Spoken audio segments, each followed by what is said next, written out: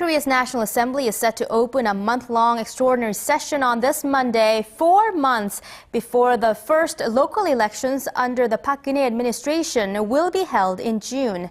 Things are hotting up not only on the election front, but on the legislative front as well. Our Kim Yeon-ji has the details. The pre-registration of candidates for the June 4th local elections begins this Tuesday.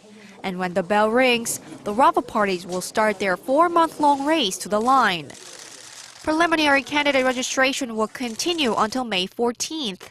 And those who choose to register during this period are allowed to start campaigning ahead of the main candidate registration in mid-May. The June elections cover 17 provincial governor and mayoral seats, as well as education superintendents and local assembly members. The ruling Saenuri Party and the main opposition Democratic Party are quickening steps to name candidates for the nationwide polls, and they plan to finalize their nominations by April.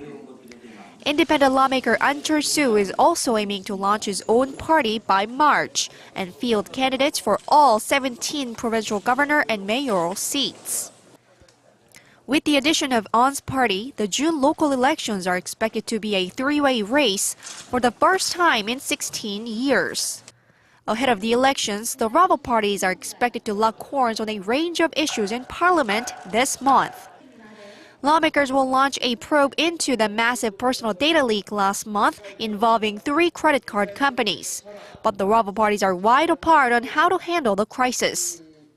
The ruling Saenuri Party is focusing on penalizing financial institutions by imposing fines on them if they are found to have leaked their customers' personal data. But the main opposition Democratic Party wants to adopt a compensation system, focusing more on having financial institutions pay for the damage incurred by data losses. The Democratic Party is also demanding Finance Minister Hyun Oh-seok, as well as the heads of the nation's financial regulators, step down to take responsibility for the data leak.